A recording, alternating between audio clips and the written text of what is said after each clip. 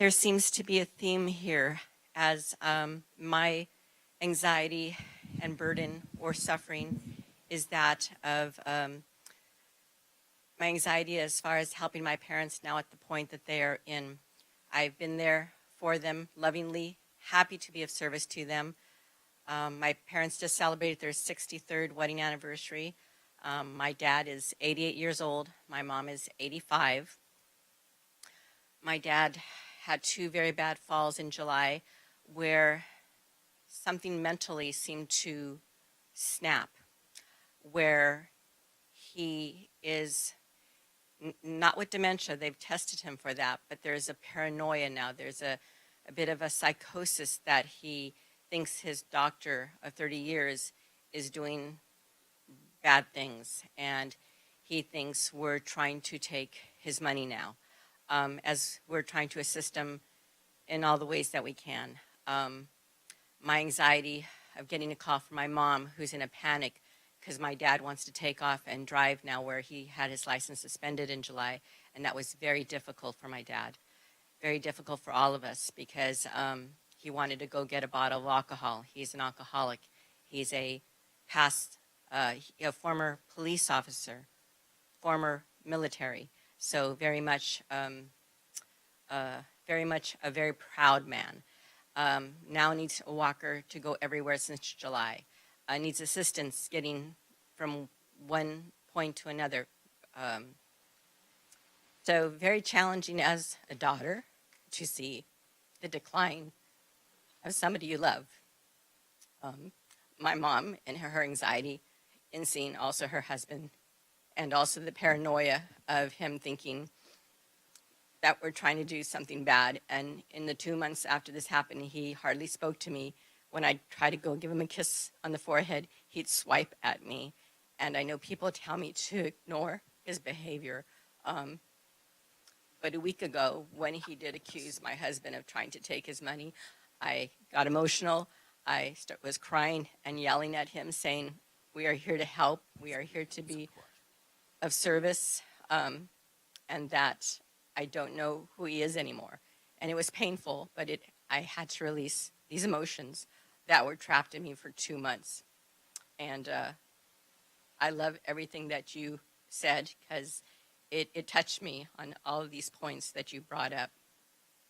But that's where my struggle is, and my burden and anxiety, not knowing if the next call is going to be where I'm going to rush off to the emergency room, to the hospital, to assist, because my mom cannot mentally or physically handle being there for 12 hours, as I have been time after time with my dad.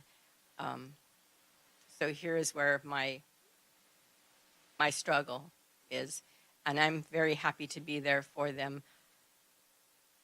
But it is difficult, painful to see the decline and to know how much to push and help when there's this bit of instability taking place.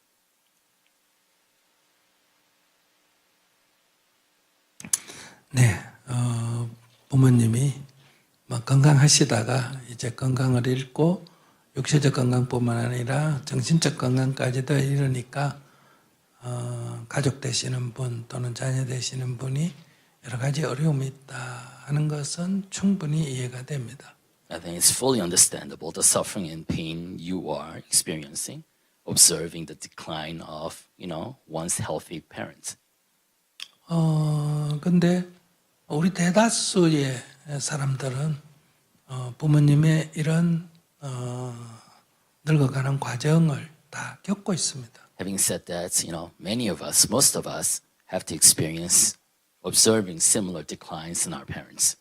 이것이 사람이 늙어가면서 나타나는 하나의 현상입니다. This is a natural kind of phenomena that we observe as people get older.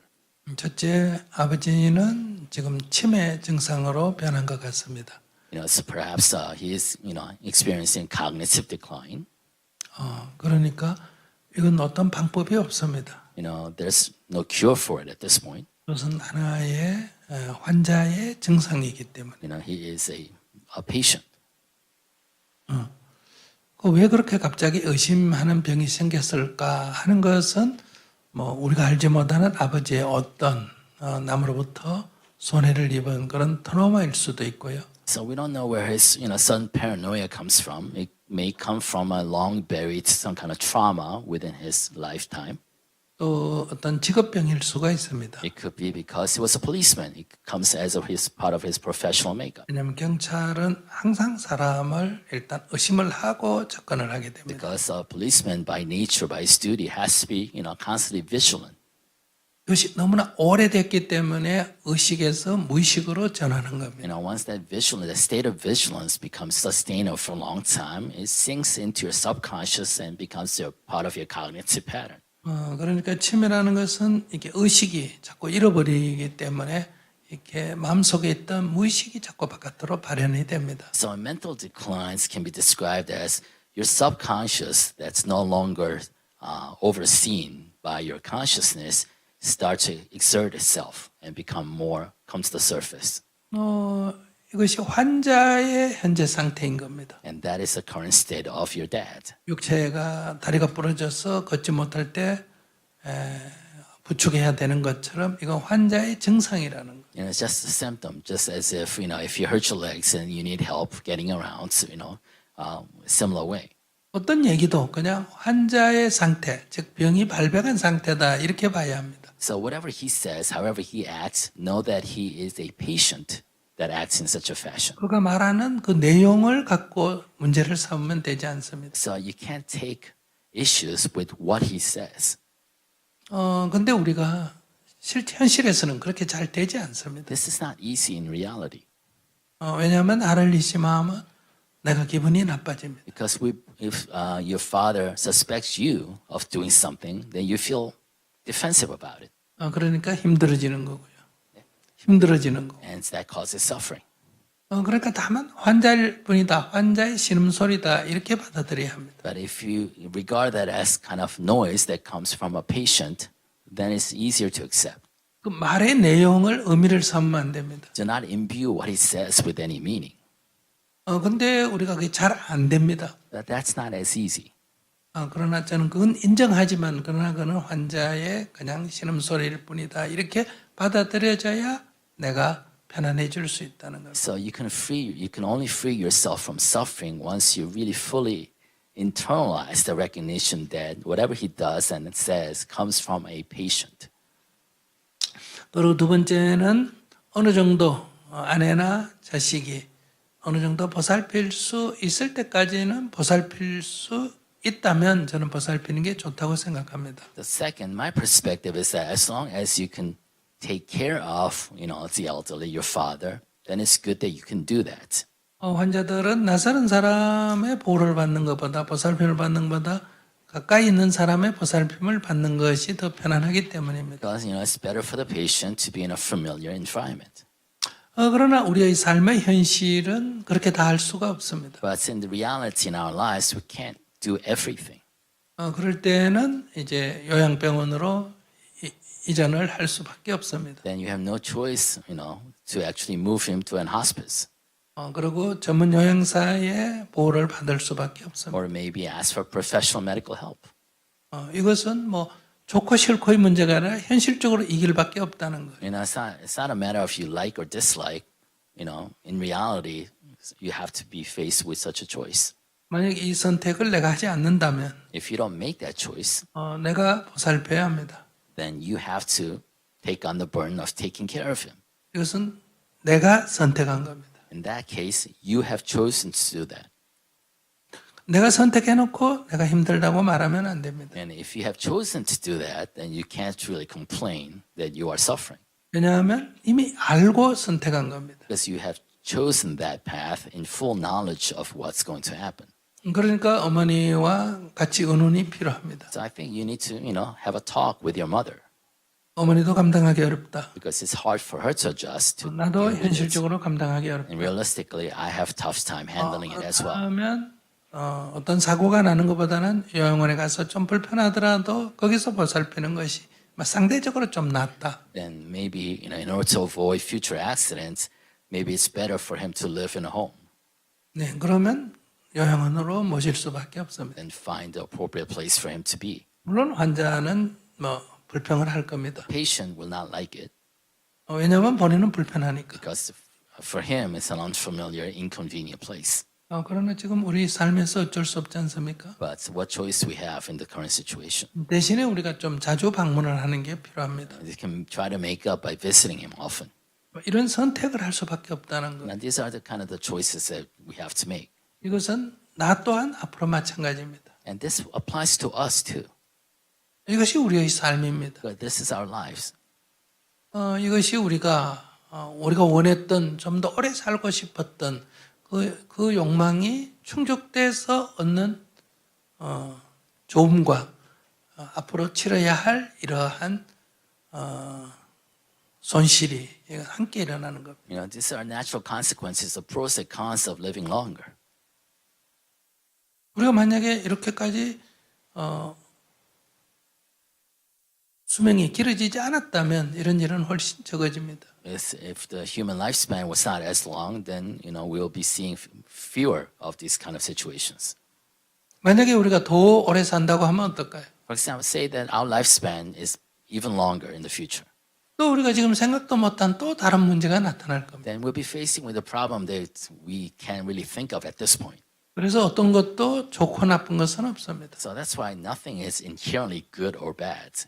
이런 일 하면 이런 일이 일어나고 저런 일 하면 저런 일이 일어날 뿐입니다. If this happens, then you see consequences that happens. If that happens, you know, this follows. 우리는 거기에 적절히 대응해 나가는 겁니다. All we can do is adapt as well as we can to that.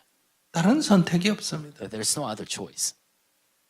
그런데 이제 자기가 심리가 지금 불안하다는 건요. But the fact that you feel anxious right now, 여러분들이 만약에 지금 이 자리에 앉아서 내가 나올 때 가스를 끄지 않고 나왔나 이런 생각을 한번 해보십시오. for example, you know, just if you're sitting here, think back and say, did I turn off that gas stove before I left?